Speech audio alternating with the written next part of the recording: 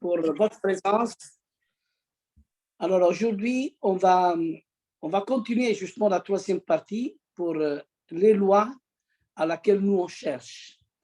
Et que des fois on oublie combien de lois il y a dans le Tanakh et qu'on oublie, on ne se rend même pas compte tout ce que Dieu nous a donné comme bénéfice, comme joie. Ce sont pour nous. Vous imaginez, un roi sans loi. Ça n'existe pas.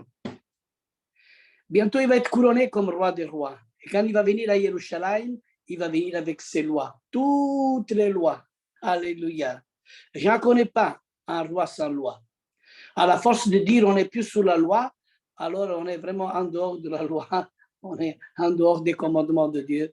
Ça, c'est un problème qui s'est créé, qui se crée toujours. Que le Seigneur puisse vraiment nous faire à chacun de nous tous une bénédiction pour nos frères et sœurs, afin que nous pouvons sonder les Écritures, pas pour se enorgueillir, au contraire, mais que nous pouvons partager cet amour et que ce partage puisse donner, traverser toute la bénédiction possible, non seulement en Belgique, mais jusqu'aux extrémités de la terre. Mishpacha, c'est une famille qui aime la Torah et qui aime la famille. Qui, entre nous, on doit vraiment s'aimer. Et si on aime la famille, on aime la Torah. Et la Torah, c'est vraiment la véritable famille qui étudie la Torah. Une famille qui étudie la Torah, c'est vraiment la Mishpacha. Et ensemble, aujourd'hui, on va parler de la loi de l'antisémitisme. C'est là qu'on était arrivé. C'est quoi la loi de l'antisémitisme? C'est un peu drôle le titre, hein? La loi de l'antisémitisme.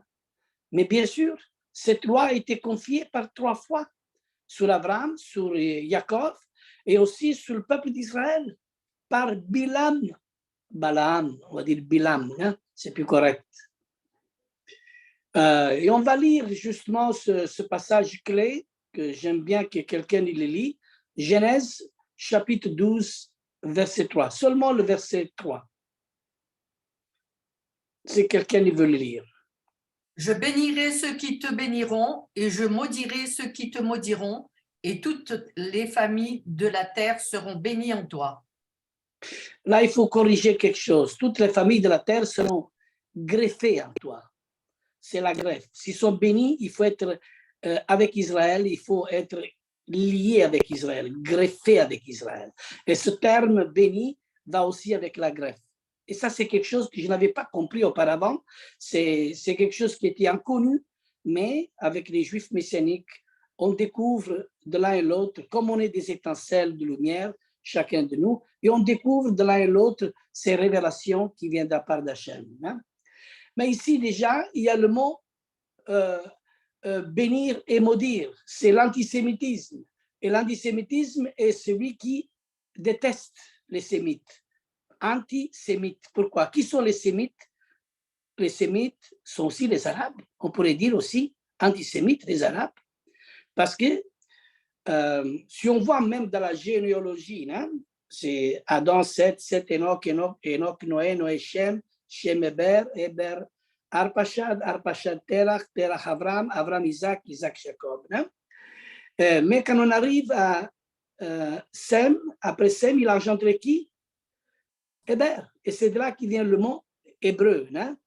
Mais quand on arrive justement à Sem, qui est le fils de Noé, c'est là qu'on prend le mot sémite. Hein? Et forcément, les sémites, ce sont les juifs et les arabes ensemble.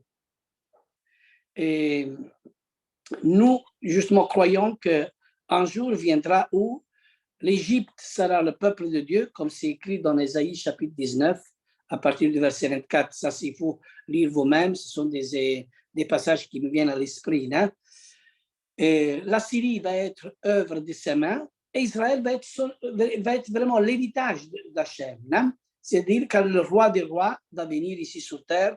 Quand Yeshua va être couronné comme roi des rois ici sur cette terre, alors on va voir finalement un royaume qui dure en perpétuité, un royaume qui dure éternel.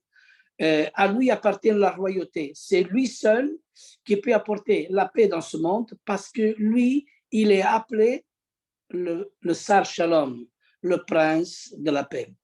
Aujourd'hui, on parle beaucoup de paix, mais Yeshua lui-même a dit, c'est moi qui vous donne la paix, pas le monde. Le monde ne connaît pas cette paix. Et entre eux se font la guerre, entre eux, et d'ailleurs, ce n'est pas notre but d'aller découvrir toutes les... découvrir. Bien sûr qu'il faut aussi s'informer de toutes les nouvelles qui se passent dans le monde, mais notre choix, nous l'avons fait. Nous travaillons pour un roi, pour le royaume d'Hachem. Notre choix, nous l'avons fait. Et nous travaillons pour celui qui nous donnera le plaisir et la joie de régner dans cette terre qui est toute la terre. Et ce n'est pas l'Ukraine, la Russie, l'Amérique, toute la terre. Alléluia. Israël compris, quelle joie. Alors on va dire que Mashiach revienne pour que les véritables croyants de paix puissent vraiment hériter vraiment toute la terre. Et d'ailleurs, il le dit, même Yeshua, dans une prédication, quand il était sur la montagne, d'ailleurs, vous le trouvez dans le Matthieu chapitre 5, quand il dit « Heureux les humbles, car eux hériteront la terre. » Bien sûr, on va hériter cette terre, et cette terre va être donnée à ceux qui sont humbles, c'est-à-dire l'esprit d'antisémitisme n'existera plus, ne régnera plus. Satan va être lié pendant 1000 ans dans l'abîme, la bête et le faux prophète vont être mis dans le lac de feu, et Satan il peut être relâché après les 1000 ans, juste pour un petit peu de temps, pour qu'il soit après mis dans le lac de feu où la bête et le faux prophète ont été mis par Yeshua, par Dieu lui-même. Voyez comment Dieu mettra ordre dans cette nouvelle création que plus tard il va avoir lieu. Alléluia. Alors ici, dans ce passage, c'est bien dit que je bénirai tous ceux qui te béniront. Alors c'est à nous. D'ailleurs, je me rappelle, c'était un jour, c'était Ruben qui me disait, le président de Venezuela, comment il s'appelle, Chavez, celui qui a maudit Israël et qui après il a eu un cancer et il est mort. Comment s'appelait? Oui. C'est Chavez. Ah, ok. C'est voilà. lui-même. Justement. Alors ça, c'est un esprit d'antisémite. C'est-à-dire que cet esprit d'antisémitisme ne peut pas régner absolument. Il ne faut même pas sentir l'odeur ici à l'intérieur des assemblées. Et pourtant, il y a justement beaucoup de croyants qui sont très pro-palestiniens qui sont pro-Israël. Bien sûr qu'il faut prier pour les Palestiniens qui viennent à Yeshua, mais il faut bien faire la différence. Hein? Alors, il y a de l'antisémitisme même à l'intérieur de beaucoup de croyants, de beaucoup de dénominations. Mais nous, que nous avons choisi la Torah de Dieu, nous que suivons la Torah, veut dire Yeshua, la parole, nous suivons celui qui est le prince de paix. Alors, la bénédiction, il se trouve en lui. Alors, on ne peut pas maudire celui que Dieu a béni. Impossible. Et cette bénédiction, il se répète toujours. Dans Genèse chapitre 27, verset 29, malédiction à qui te maudira et qui te bénira soit béni. Ça, il a dit à Jacob. Hachem, il dit à Jacob, malédiction à qui te maudira et qui te bénira sera béni. Alors, nous bénissons Israël, nous bénissons aussi, bien sûr, Israël. Attends, ici il y a quelque chose. Voilà. Il y a eu un problème dans mon Internet. C'était le pilote qui encore un peu, il a effacé tout. Alors, je disais, malédiction qui te maudira et bénédiction qui te bénira. À nous de choisir. Nous avons choisi le Dieu d'Israël. Alléluia. Alors, il y a un autre passage qui parle aussi de Balaam, Nombre, chapitre 24, verset 9. Hein? Quelqu'un se veut le lire, ça nous fait vraiment du bien d'étudier ensemble cette étude de ce soir, vraiment. Nombre, chapitre 24, verset 9. il va dire aussi les mêmes paroles. C'est bien de le dire. Hein? Nombre 24. Chapitre 24, verset 9. Chapitre 24, verset 9. Lorsqu'ils se couchent, ils s'accroupirent comme un lion ou comme une lionne. Qui osera les réveiller, l'éveiller? Bénis soient tous ceux qui te béniront, qui te bénissent, pardon. Maudits soient tous ceux qui te maudissent. Voilà. Et aujourd'hui, il y a beaucoup qui maudissent Israël. Beaucoup. Alors, nous ne suivons pas un judaïsme pour judaïser, nous ne suivons pas un christianisme pour christianiser, nous suivons Yeshua HaMashiach, nous suivons celui qui enseigne la Torah. Et nous devons être ressemblables à lui, nous devons ressembler à notre maître. Et comme Paul dit, soyez mes imitateurs, car moi je suis de Mashiach. L'imitateur de Yeshua est celui qui se lève de bonne heure au matin, qui prie, déjà de bonne heure au matin. Et Yeshua était celui qu'avant qu'il y avait le coucher de soleil, il était dans le Gethsemane et il priait. Il commençait la prière pour aller après prêcher dans les villes et en ville. Hein? Mais il faut d'abord se remplir de la prière, le contact avec le Père pour avoir une réussite dans le ministère. C'est l'exemple de Yeshua. Et nous pouvons faire avec cet exemple face à l'antisémitisme que nous avons continuellement devant nous. Alors ici, ce texte que notre pasteur Jean-Baptiste nous lit, ce texte se suffisent à eux-mêmes. Et il est clair que toute personne qui s'en prend au peuple d'Israël touche la prunelle des yeux de Dieu. Souvenons-nous du sort des nazis, mais aussi d'Aman dans le livre d'Esther et d'autres encore. Voyez combien on pourrait citer tant de choses, on pourrait rester pendant des heures en parlant vraiment de toute la haine qu'on rencontre dans la Torah contre le peuple juif. Mais on va lire encore un autre passage. Pasteur Jean-Baptiste, Zacharie, chapitre 2, verset 8.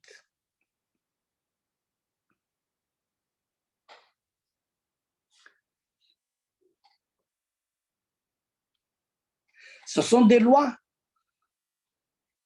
à ne pas toucher Israël. Je l'ai, moi, si vous voulez.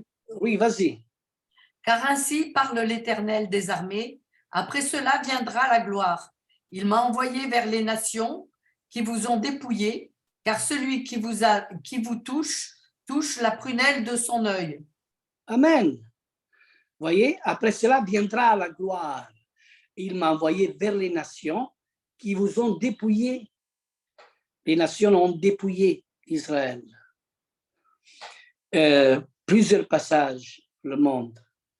Et pourtant, quand il y a eu cette triste mémoire de la Shoah, quand vous lisez le chapitre 44 des psaumes, dans ce psaume, le peuple, il crie à l'Éternel et il dit, pourquoi tu vends ton peuple pour rien? Il nous dépouille tout le temps, tous les jours, il nous met à mort. Mais pourquoi? Et pourtant, nous avons gardé ton alliance. Pourquoi il nous arrive tout cela? Et nous ne comprenons pas pourquoi toutes ces choses-là sont arrivées. Il y a une seule réponse. Et dans le psaume 44, la réponse est, vraiment, il faut vraiment la chercher avec la loupe, on va dire, par la révélation, il va être donné par Dieu. Et Dieu cacha sa face. Pourquoi Dieu a caché sa face? Mes amis, quand on commence à s'assimiler aux nations, rien ne va plus. Israël ne peut pas s'assimiler aux nations. Et nous aussi, nous ne pouvons pas s'assimiler à n'importe quel christianisme, auquel judaïsme. Nous devons être semblables à Yeshua. Vous savez pourquoi? Parce que c'est écrit dans la lettre de Jean qu'un jour nous serons semblables à lui et nous le verrons tel comme lui il est. Alléluia! Yeshua HaMashiach, s'il demeure en nous et sa parole demeure en nous, alors nous gardons ses commandements, nous gardons sa parole. Et celui qui l'aime observe ses commandements. C'est tout simple, c'est pas compliqué, en ayant un cœur disponible pour lui. Souvent, on peut sonder beaucoup les Écritures et être loin de Dieu. Et Yeshua lui-même, il reproche aussi à certains sages qui se disent sages, que Paul il dit où est le sage, où est le scribe. Vous sondez les Écritures en croyant d'avoir la vie éternelle, mais la vie, il est à moi, dit Hachem. La vie. Dans ce passage que notre sœur Joël nous a lu, nous observons actuellement que de nombreux chrétiens, croyants, sont subitement attirés par l'étude de la Torah, l'apprentissage de l'hébreu aussi. Et ils ressentent un amour inexplicable pour Israël. Il y en a beaucoup aujourd'hui. Comme disent les Juifs, ce sont pas seulement les Juifs, même aussi les croyants ils disent, mais moi je le dis, ce sont des étincelles qui reprennent vie et veulent retourner à la racine d'Israël. Il y en a beaucoup. Ce sont des personnes qui ont sans doute des racines juives aux Éphraïmites, c'est-à-dire d'Éphraïm. C'est qui sont les Éphraïmites? Nous, on ne les connaît pas, mais le Seigneur il nous connaît. Éphraïm veut dire tous ceux qui ont perdu l'identité, on va dire, juive. Éphraïm est celle qui va revenir avec Juda, et les deux bâtons, Éphraïm et Juda, ils vont se croiser, comme il dit dans Ézéchiel chapitre 37. C'est le miracle de Dieu. Et les 10 tribus perdues d'Israël vont retrouver justement son rassemblement quand Dieu permettra. Mais au milieu de l'antisémitisme, il faut se rappeler, et Dieu révèle toute cette révélation, surtout dans des temps difficiles, où l'antisémitisme monte, il y a une conscience qui se réveille. Aïe, ici, si je ne me réveille pas, si je ne suis pas droit maintenant, oh là là, qu'est-ce qui va m'arriver? Parce que quand tout va bien, on oublie tout. Mais quand la persécution arrive, là, on réfléchit beaucoup. C'est vrai que nous avons découvert par expérience que la plupart de ces personnes sont sous le joug de l'antisémitisme. C'est vrai. Mais cela ne se manifeste pas clairement par des actes antisémites, mais par des oppositions spirituelles et aussi matérielles que bien souvent, on ne comprend pas. Et il y a beaucoup d'opposition contre ces personnes, même et surtout au sein des églises. Et en vérité, elles sont visées par l'esprit d'Amalek. Ils sont visés par l'esprit d'Amalek. Il est là, dans les églises, qui cherchent à détruire Israël et tous ses descendants, en disant, mais c'est nous Israël. Mais non, frère, vous vous trompez, c'est nous Israël. Bien sûr que nous faisons partie d'Israël. Bien sûr que nous sommes liés à Israël parce que nous avons choisi l'Israël. Mais nous ne remplaçons jamais Israël, le peuple d'Israël. Mais nous sommes attachés à la racine. Si nous sommes attachés à la racine, on ne remplace rien. On ne remplace rien. On est juste attachés à la racine. Alors, les liens d'antisémitisme doivent être coupés au nom de Yeshua HaMashiach pour ceux qui lui appartiennent. Amen. Alléluia. Je ne parle pas des personnes qui suivent la mode actuelle et veulent se donner l'apparence d'être comme les Juifs, mais qui ne sont que des simulateurs dangereux et sans conviction, des opportunistes. Il y en a plein de tout ça. Voyez, l'esprit d'antisémitisme, comment il est présent dans tous les domaines. C'est pour ça que je vous ai parlé en petite partie la loi de l'antisémitisme. Mais moi, je dois encore parcourir. Il y a tellement de choses à donner, il y a tellement de lois qui sont incompréhensibles à nous, que nous avons complètement oubliées. Mais il y a aussi la loi du mauvais gain. Mais oui, il y a la loi du mauvais gain. Parmi les visions du prophète Zacharie, il y en a une qui concerne les valeurs. Une malédiction particulière tombe sur les voleurs et va jusqu'à détruire leur maison. Regardez Zacharie chapitre 5 de 3 à 4. Et quelqu'un qui veut c'est bon ce passage. Ah, j'aime bien faire parler la Torah, la parole. Il faut voyager, il faut tâtonner dans beaucoup de passages. C'est la Torah qui nous enseigne. Il faut juste demander à la Ruach qui nous donne les passages concrets et que nous pouvons vraiment nous laisser conduire par lui. Qu'est-ce que Dieu nous dit? Zacharie chapitre 5, versets 3 à 4, 2 versets. Et après, on va lire d'autres versets. Regardez un peu comment Dieu il nous enseigne. Je lis ça dans l'I-Second. Et il me dit, c'est la malédiction qui se répand sur tout le pays, car selon elle, tout voleur sera chassé d'ici. Et selon elle, tout parjure sera chassé d'ici. Verset 4. Je la répands, dit l'Éternel des armées, afin qu'elle entre dans la maison du voleur et de celui qui jure faussement en mon nom, afin qu'elle y établisse sa demeure et qu'elle la consume avec le bois et les pierres. Amen. Pourquoi je parle de la loi du mauvais gain? Faisons attention, mes frères et sœurs, qu'aujourd'hui, dans beaucoup d'églises, on se contamine. On se contamine à cause de cela. Le verset 4 que notre pasteur Jean-Baptiste nous lit, qu'elle entre dans la maison du voleur et de celui qui jure faussement en mon nom. Vous vous rendez compte? On ne peut pas. Cette parole est aussi confirmée par d'autres textes. Par exemple, regardez, Proverbes chapitre 29, verset 24. Celui qui partage avec un voleur est ennemi de son âme. Il attend la malédiction et il ne déclare rien. Notre Dieu connaît tout. Il regarde toutes nos actions et comment nous acquérons de biens et dans quel esprit il écrit. C'est lui qui marche dans l'intégrité, marche avec assurance. Mais celui qui prend des voies tortueuses sera découvert.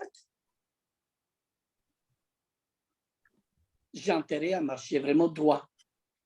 Et tout cela, si nous gardons la Torah. Tout cela, si nous gardons ses commandements.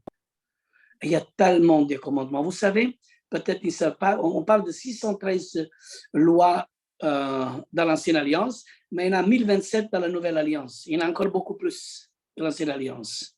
Tellement que c'est rempli de lois. C'est-à-dire que la Nouvelle Alliance, il doit être encore plus rigide que l'Ancienne Alliance.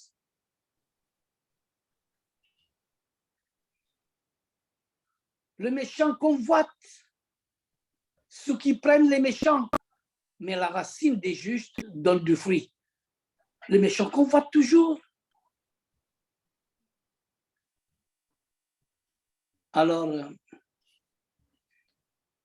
nous devons être vrais et clairs. Nous devons avoir confiance à l'Éternel et qu'il soit lui qui nous donne quand on a besoin. Amen. C'est lui qui pourvoit nos besoins. Ne cherchons pas de combiner des choses avec une balance faussée. C'est encore une loi, la loi de la balance faussée. La balance fausse nous parle directement de la façon avec laquelle nous réglons les problèmes dont nous avons la responsabilité. Que ce soit en famille ou au travail. Et la notion d'impartialité est absolument fondamentale. Aux yeux de Dieu, les régimes de faveur, les passe-droits, etc., sont une horreur dans la Bible. Et l'Éternel appelle les juges des Elohim. C'est dire la confiance qu'il place dans ceux qui ont cette charge. Les juges se sont aussi appelés des Elohim. Vous savez ça? D'ailleurs, quand on lit le passage de Bereshit, on peut le comprendre de plusieurs manières, bien que Elohim se réfère aussi à Dieu lui-même. Et comme Dieu créa l'homme à son image, il y a aussi des Elohim à son image. Au commencement, c'est-à-dire Bereshit, c'est le Bereshit qui créa les Elohim, les dieux. Et là, il y a les juges. Et le psaume 82, verset 2 à 6, le verset 2 et le verset 6. Le verset 2 et le verset 6. Si on peut le lire, regardez qu'est-ce qu'il nous dit. S'il te plaît, j'ai une question. C'est qui tu dis c'est les Béréchites qui ont créé les Elohim. C'est qui les Béréchites? Bereshit, c'est Yeshua, c'est le commencement. C'est le commencement, c'est Yeshua le commencement. C'est lui qui a tout créé. D'ailleurs, l'évangile il dit rien n'a été fait sinon que par la parole. Et la parole, c'est le Bereshit. La parole, c'est le commencement de tout. C'est pour ça qu'on dit commencement, on va dire, en tête, comme il dit la Cheraki. En tête de tout, c'est Dieu lui-même. Alors, le premier mot, c'est Yeshua qui créa les Elohim. Ok, moi, je le vois. Donc, Psaume 89, c'est ça? Alors, Psaume 82, Psaume Oui. 82, le verset 2 et le verset 6. Et ici, on voit quelque chose qui est vraiment très à méditer concernant la balance qui est fausse. Jusqu'à quand jugerez-vous injustement en favorisant les méchants? Voilà, Rendez- jusqu'à quand? Jusqu'à quand? Mais jusqu'à quand jugerez-vous avec l'iniquité? Et aurez-vous égard à la personne des méchants? Mais jusqu'à quand? On ne peut pas. Et là, il y a une pause aussi. Et le verset 6, il dit, j'avais dit, vous êtes des dieux, vous êtes tous des fils du Très-Haut. Vous êtes des Elohim. Tu voyez, même le mot, il dit. Hein? Vous êtes. Je continue la lecture. Oui. Maintenant, c'est Isaïe. On va lire plusieurs passages pour vous faire comprendre comment Dieu nous parle, parce que sinon, ça va être trop long. La loi de la balance qui est fausse. Isaïe chapitre 29, verset 21. Et après, on rentre dans les proverbes. Isaïe chapitre 29, verset 21. Tu peux le lire, pasteur Jean-Baptiste, ou une autre. Isaïe 29, verset 21. Verset 21, d'accord. 29, verset 21. D'accord. Je viens 2 secondes. Isaïe 29, verset 21. Oui. Je lis la parole du Seigneur. Amen. Et dont les paroles font d'un homme un pécheur, ceux qui tendent des pièges aux juges à la porte de la ville et ceux qui refusent sans cause la justice à celui qui est dans le droit. Voilà. C'est-à-dire ceux qui condamnaient les autres en justice tendaient des pièges à qui se défendait, à qui défendait sa cause à la porte, et ils violaient par la fraude les droits de l'innocent. Vous voyez, on ne peut pas avoir une balance faussée.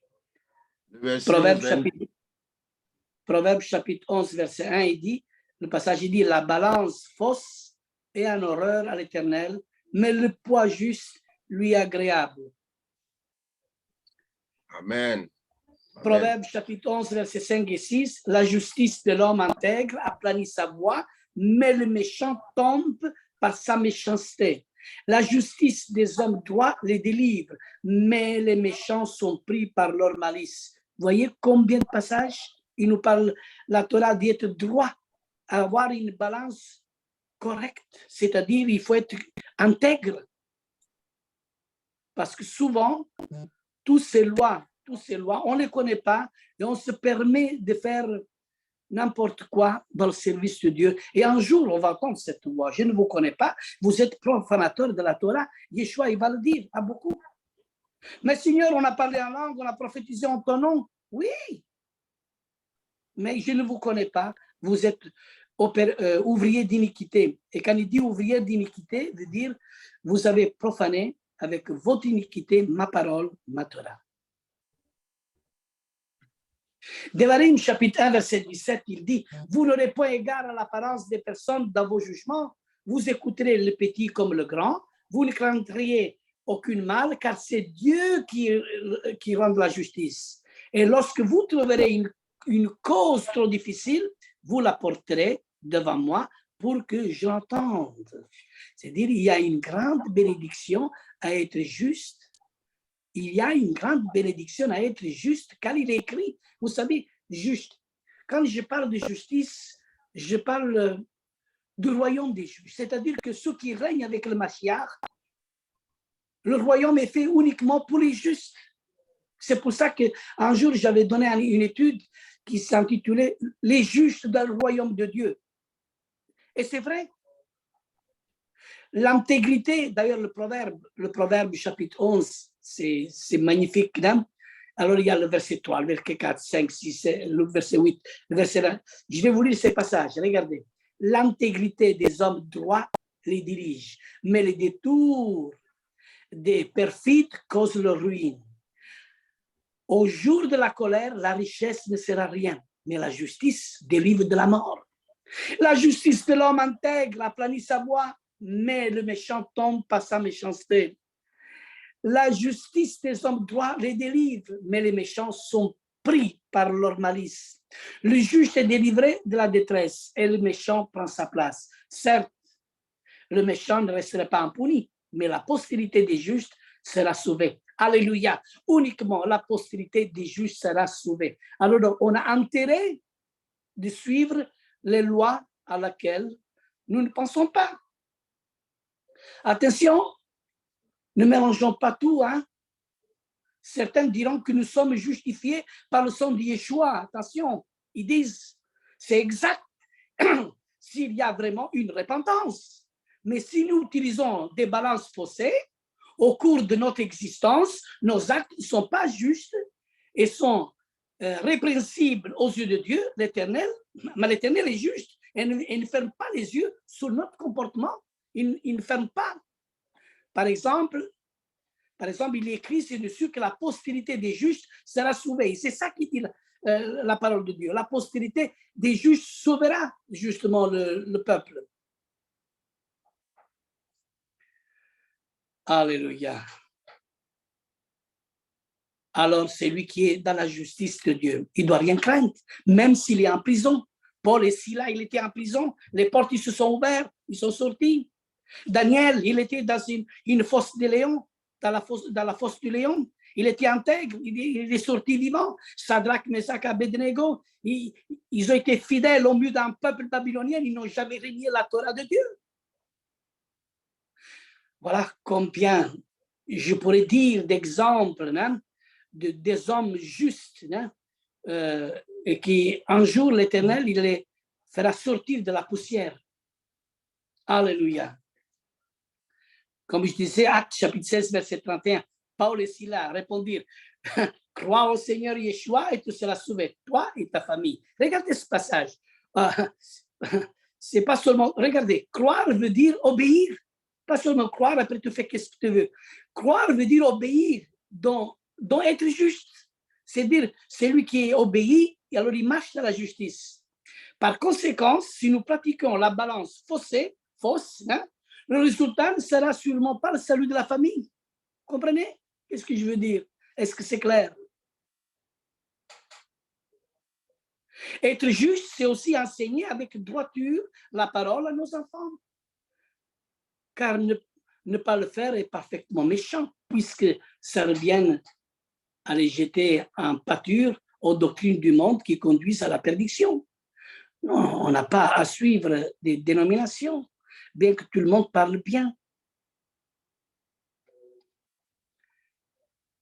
Après, il y a la loi des vœux, il y a encore, et après, je vais vous parler la loi du temple du Saint-Esprit. La loi, parce que cette loi du temple de la Ruach HaKodesh à nous. Et je crois que cette belle histoire qui est vraie va continuer, et je vais m'arrêter jusqu'à là, afin que votre esprit soit vraiment bien, afin que tout ce que j'ai dit aujourd'hui puisse vraiment être programmé dans votre esprit. Parce qu'ici, tellement de ce que j'ai dit aujourd'hui, il y a tellement de questions à donner que c'est profond. Et je crois que c'est 9h30, 9h25, et c'est jusqu'à là, c'est bon pour moi. OK? Amen.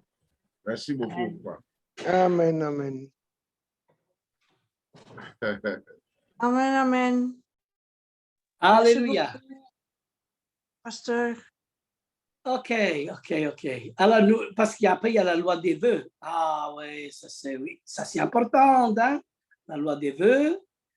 Et après, on voit vraiment sur la loi du temple du Saint-Esprit. Oui, parce que si quelqu'un détruit le temple de Dieu, Dieu le détruit là. Et alors, on rentre dans des lois après pour faire attention parce qu'on oublie beaucoup. Et la loi, il me conduit pour vous enseigner quelque chose de détail en détail, en allant tout doucement et petit à petit, en vous donnant une petite portion de la Torah pour que nous tous ensemble, nous pouvons comprendre les lois d'Hachem. On appelle aussi les lois spirituelles auxquelles on ne pense pas. C'est-à-dire, ce sont des lois où on ne pense pas. C'est les lois où il faut rechercher. Les lois spirituelles qu'il faut rechercher, qu'il faut chercher. Et je pense que le temps est arrivé de faire plus attention. Quelle question? Pasteur Lorenzo, donc Oui. en résumé, vous avez parlé de la loi de la balance fausse, Oui. de la loi du mauvais gain, Oui. de la loi antisémitique, c'est ça? Oui, antisémite, oui, d'abord, oui, c'est ça. C'est ça. Donc, ce soir, vous avez parlé de 3 lois. Moi, je me trompe. Oui. Enfin, Mais après, bien sûr que dans les enseignements qui étaient précédents, on a parlé déjà d'autres choses, hein, mais je vais essayer, je vais vous donner de ce que moi je reçois, hein, mais c'est déjà un bon paquet, hein, parce que dans tout ce que Hachem a mis dans mon cœur, c'est de nous mettre en garde, parce que souvent, si on tombe dans tous ces pièges qu'on ne respecte pas, on peut vraiment se mettre à part de Dieu, c'est-à-dire on ne comprend pas. Parce que le royaume des justes, je crois que est clair, et les justes sont ceux qui marchent dans la justification. Bien sûr qu'il faut une repentance. Le sang de Yeshua, il nous purifie, il nous sauve, ça c'est clair. Mais après, bien sûr, il ne faut pas seulement dire Jésus m'a sauvé, je suis repenti, je l'ai confessé, et après on ne tient pas compte de toutes les lois de la parole de Dieu. C'est pour ça que le peuple meurt parce qu'il manque la connaissance. Je trouve que c'est une grande rétribution des justes de savoir que être juste amène des bénédictions et le fait que sa famille est sauvée aussi. C'est vraiment une grande consolation. Moi, ça me console de savoir ça. Amen, amen. C'est bien, il y a même, regardez, il y a même dans tout ça, c'est lui qui marche dans la justice, il bénit aussi un exemple. Je prends Joël, que son époux, il n'est pas converti encore, hein? Dieu peut faire tout dans sa vie, mais il est sanctifié en Joël. Et c'est vice-versa aussi. C'est même Paul qui dit, ne savez-vous pas que la femme peut être aussi sanctifiée dans le mari qui sait le Seigneur, et c'est aussi vice-versa. C'est-à-dire, Dieu connaît tout, on ne connaît pas les mystères de Dieu, mais l'homme agréable, parce que je connais Fred, c'est un homme agréable, un bon cœur, et qui laisse sa femme vraiment très libre dans le choix, dans servir Dieu. Je pense que c'est un bon homme, un brave homme.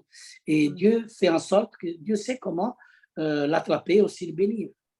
Si je me suis permis de dire le nom de Fred, Joël, c'est parce que je l'ai connu. Il n'y a pas de problème, ce que tu as dit est vrai. Oui, parce que je suis venu chez toi et j'ai vu vraiment un homme très sage et très bien, avec une très bonne compréhension. Très grande bonté. Oui, c'est ça. C'est ça. Amen. Ouais. Il est pourtant pas croyant, mais il n'est pas croyant. Si, il croit qu'il y a quelque chose, mais il cherche pas vraiment. Mais par contre, il est dans la vie. C'est un homme qui est juste, qui est généreux, qui est bon.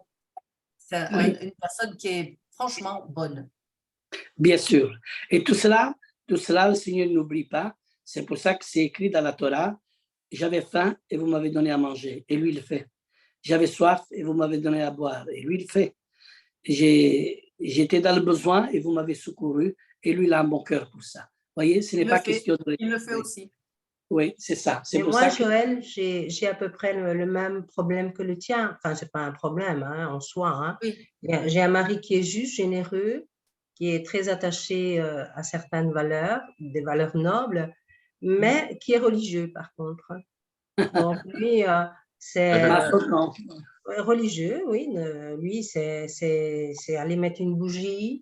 Donc, c'est aller faire ses prières, par exemple, en passant devant une église. Tu vois, moi, c'est ça mon combat. Lui faire comprendre d'arrêter d'être idolâtre, parce que c'est de l'idolâtrie. Alors, le mien, il ne pratique pas, mais quand il y a l'église ouverte, il va, il met une bougie et il prie pour ses parents, pour sa famille, il prie pour, voilà. Mais ce n'est pas tout le temps. C'est pas tout le temps. Mais de temps en temps. il faut prier que le Seigneur il lui donne vraiment la bonne compréhension au moment voulu et qu'il puisse vraiment rentrer. Dieu sait toutes choses. C'est pour ça qu'il ne faut jamais être brusque. Il faut être plein de compassion et plein d'amour parce qu'il y a des couples qui sont comme ça. Et Dieu les bénit aussi. Un cas comme moi, par exemple, c'est un cas rare. On m'a dit, j'ai trouvé vraiment une épouse extraordinaire qui était née dans la foi de toute petite et m'a toujours suivi. Moi, je l'appelle mon petit agneau, tellement on prie ensemble, on se bénit. Moi, je suis perdu sans elle. D'ailleurs, il est à l'hôpital, ça me manque beaucoup et c'est rien. Et moi, je vois la maison une journée vide. On dirait que c'est un siècle, mais ce n'est pas possible. Oui, ça, c'est vrai. C'est comme ça. La femme est la vie. Ah oui, mais ça, elle, c'est vraiment spécial. C'est vraiment... C'est la maman. Je l'appelle toujours la maman de tous. Mais la femme, c'est la couronne de l'homme. Et derrière un homme qui réussit, il y a toujours un homme qui le soutient. Et derrière un homme qui réussit, il y a toujours une femme qui le soutient. Amen. Oui, il faut aussi la femme qui craint Adonai. La femme qui craint Elohim, c'est elle qui est la couronne de l'homme. Amen. Donc, la femme de Mispara, vous craignez Dieu, vous êtes des femmes, vous êtes nos couronnes. Amen, amen. C'est pour ça que le Seigneur est venu pour restaurer la femme, hein? Parce que la femme a péché, mais il est venu aussi pour la restaurer entièrement. Et je bénis l'Éternel parce que le Seigneur l'a dit dans sa parole et il le fait vraiment. Amen. Amen. Okay. Alors, on va se quitter. S'il n'y a pas de questions, Joël, tu vas chanter encore. Ruben.